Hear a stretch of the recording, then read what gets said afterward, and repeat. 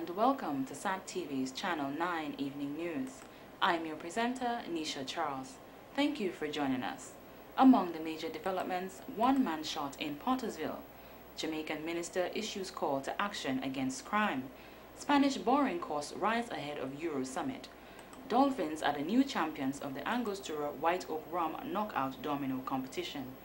Details of these and other stories after the break.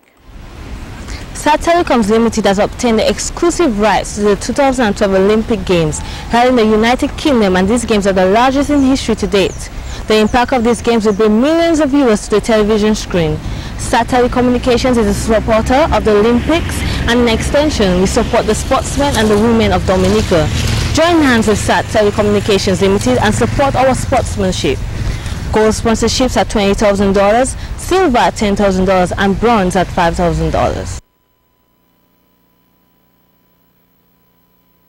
Thank you for staying with us. Now for the details of the news. Local and regional representatives of financial institutions have gathered at the Public Service Union Center on Monday, July 9th for the opening ceremony of the Credit Analysis and Management Workshop, which will take place from July 9th to 12th. The workshop is designed for participants in the financial sector to enhance their skills and aptitude in key areas of administration in the lending business. Chief Executive Officer of the National Cooperative Credit Union Limited, Mr. Elmer Irish, says that as financial institutions, a significant amount of revenues come from granting loans. Therefore, it is necessary that there is a comprehensive understanding of the underwriting process and collections process, and it must be timely and effective. It is even more important now to understand the importance of risk analysis, because our objective must be to minimize risk, such as credit risk. We were just confronted with the financial meltdown and are still experiencing the effects. It is said that a mortgage or mortgages were partly responsible for the meltdown. He says the underwriting must be strong enough to create a reasonable expectation that the loan will be paid. He hopes that the discussions during the workshop and information shared will be applied effectively in the workplace. Mr. Edmund Robinson, resident representative of the Eastern Caribbean Central Bank Agent Office, says the workshop comes at a critical juncture at a time when we are still struggling with the effects of the financial crisis. The first part of the workshop, consumer lending, is offered to provide participants with a solid foundation in consumer lending. Through the various sessions, participants will learn, or you will learn, a logical thought process to review and analyze a request. Attention will be paid to getting the right information during the applicant's interview. The second part, I understand, of the workshop will provide participants with a solid foundation in the challenge of consumer lending as they pertain to develop delinquent accounts.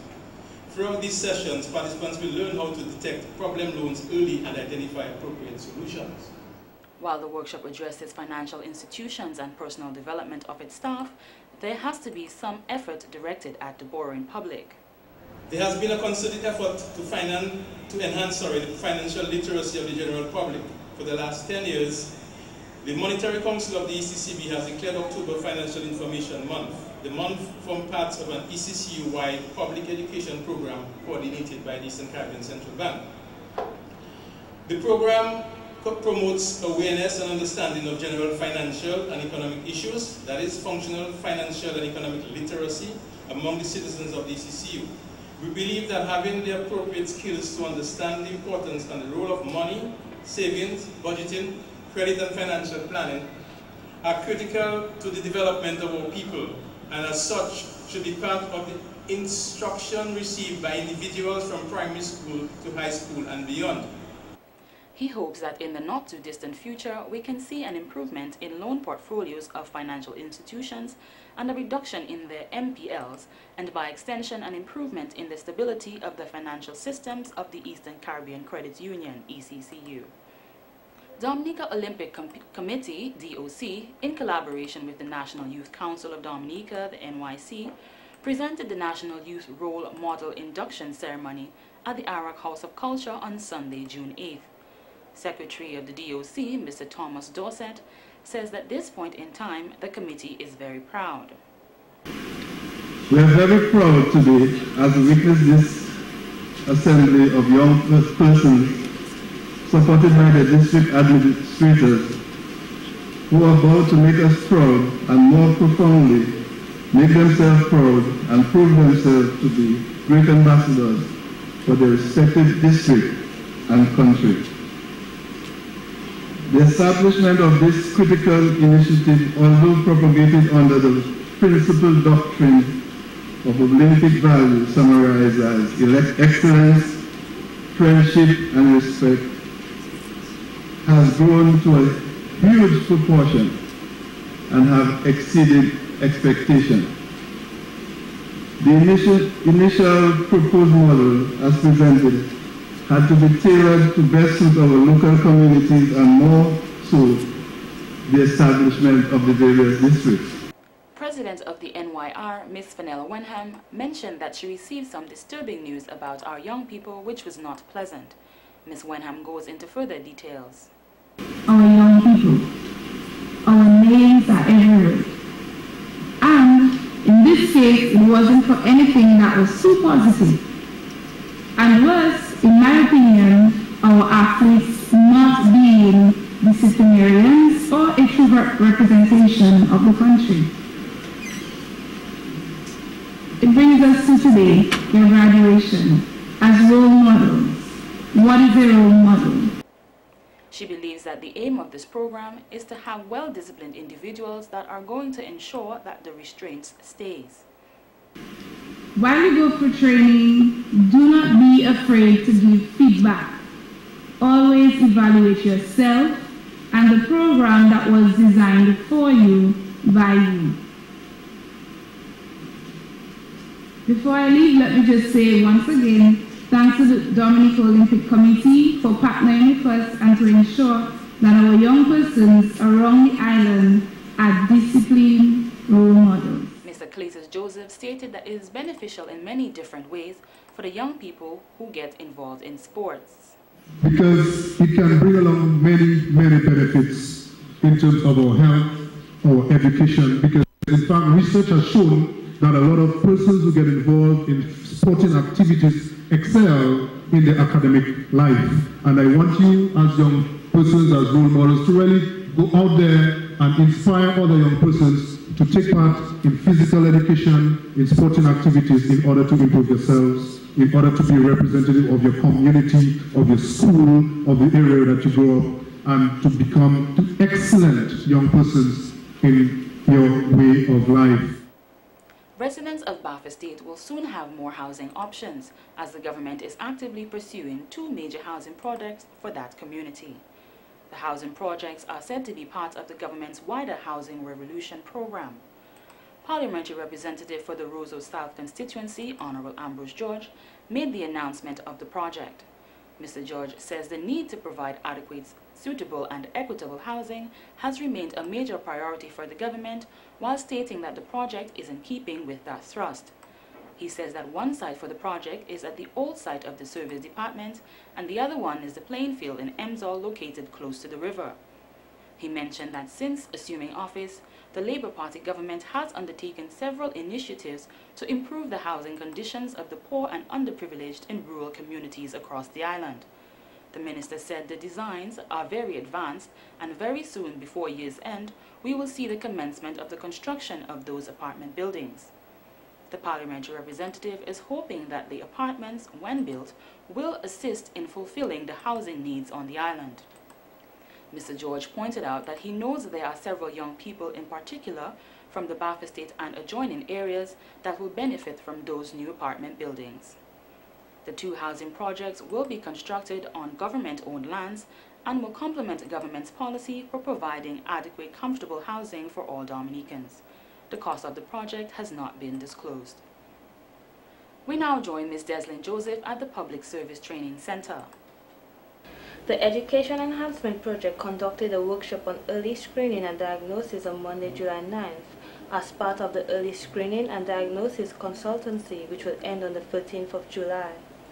Project Coordinator Mr. Randolph Felix says the intention of this workshop is to give legs and vision to the teachers, principals, and members of the Ministry of Education. Mr. Felix indicated that this is a one-year project and all targets have been met so far. In addition, he mentioned that contracts have already been signed. I can say to you that this consultancy that we are now engaged in, the early screening and diagnosis consultancy, started in October 2011 and it will end in October this year. So it's just a one-year project. All the targets have so far been met, with one of the major deliverables, the special education report, scheduled to be formally presented in the next few minutes, immediately after this brief ceremony. And again, I should tell you that the information that was gathered during the one-week visit last year has informed to a very large extent. Mrs. Jones-Spencer says it is the job of the stakeholders such as the teachers, principals, and parents to ensure that every child succeeds. According to Ms. Spencer, surveys were conducted to recognize the children's strengths and weaknesses. She explains the roles that the teachers need to play in further details. The teachers, we will be focusing on the use of differentiated instructional strategies to enable teachers to meet the needs of all students in their class. We want them to be able to plan interventions and to interpret those which may be presented to them by the special education team so that, again, every child succeeds. We want underachieving students to come up to their potential. We want all students, whether or not they're special ed or regular education, to be meeting the target set. And those who are not meeting the targets for their grade, that we ensure that we have a plan in place to enable them. Minister of Education, Mr. Peter Seja, believes that great things are happening in the education industry. Mr. Seja added that strong foundation is essential for the success of every child. Another significant component of the project is the consultancy on early screening and diagnosis. The intention of that consultancy is to improve on the design of an effective early identification and intervention system whereby children who are experiencing difficulties, both academic and behavioral, are identified and provided with services from the beginning of entry into the school. I am Deslin Joseph, reporting for SAT TV News, and back to you, Nisha. Thank you, Deslin, for that report. The police have confirmed a shooting incident on Saturday, July 7th, in the community of Pottersville at about 7:30 p.m. Police Public Relations Officer Inspector John Carbon has more on this story. Clement Leighton of Castle Comfort sustained a gunshot wound to his left leg and is presently a patient at the Princess Margaret Hospital in stable condition. Anyone having information about this incident, ask to call 1-800-HIM. That's 1-800-4468. The police was called when residents heard numerous gunshots. No one has been arrested in relation to the shooting incident to date, but investigations continue in the matter. Mr. Leta is the well-known business owner of Pampers Plus and Brighter Days supermarket located on Great Marlborough Street. SAT TV News will continue to follow this story and provide more information as it becomes available. The community of Ans-de-May came alive on Friday, July 6th, as it was the venue for the Ans-de-May Ansolda and Benz pageant for the title of Ambassador of the BAA. 5 young ladies graced the stage when they competed in 4 segments for the first intellectual pageant to be hosted in Dominica. The contestants were 16-year-old Marisha Carrier, sponsored by Alvin Fabian and Pure Entertainment and Sports; 20-year-old Jamessa Fabian, sponsored by D-Blush and Pure Entertainment and Sports; 16-year-old Melanie Joseph, sponsored by Simba, NY, and Y&R Trucking; 15-year-old Giant Thomas, sponsored by Andrea Buganu, Ferrell Trucking, Martha's Deli, and Laura Royer, and 16-year-old Kyla Bontiff, sponsored by Beverly Jacobs. The first segment of the show was Business Wear, where the contestants appeared on stage in what is considered to be business wear or workwear. 17-year-old Marisha Carrier, who attends the Portsmouth Secondary School, was first when she proudly graced the stage in her business wear while stating she aspires to be a chef since she has a love for cooking. She added that a life lived in fear is a half-life lived, so we must all strive for what we desire regardless of obstacles which will come in the way. In the talent round, 20-year-old Jamessa Fabian did a presentation where she highlighted Dominica's natural features in promoting Dominica as a tourist destination, while 15-year-old Giant Thomas did a PowerPoint presentation to promote the tourism development of the triple communities of Ansdame, Ansolda, and Benz. In the evening wear segment, Miss Melanie Joseph said that she would like to see the division of members of the triple communities changed because we all need to work together to build Dominica to be a better place for our future. Miss Kyla Bontiff said in an effort to build Dominica's unity, we should advise the leaders to set up more social activities. At the end of the night's event, only one young lady could be the winner, which was Miss Melanie Joseph, who was surprised that she won but was all smiles. Miss Popularity went to Miss Giant Thomas, Miss Congeniality went to Miss Kayla Bontiff, Miss Photogenic was awarded to Miss Marisha Carrier, and Most Eloquent and Intellectual Speaker was Miss Jamessa Fabian.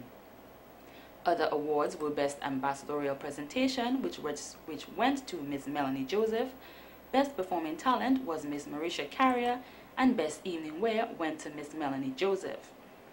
The second runner-up was Miss Giant Thomas, while first runner-up, Jamessa Fabian. All of the contestants received participation trophies in addition to their prizes. The winner, Miss Joseph, proudly modeled to the crowd on stage at the end of the pageant with a big smile on her face. The pageant was among activities planned by the community for the development of Benz, Ansdame, and Ansolda in celebration of their first reunion. And this has been the local segment of the news. Coming up next, regional highlights.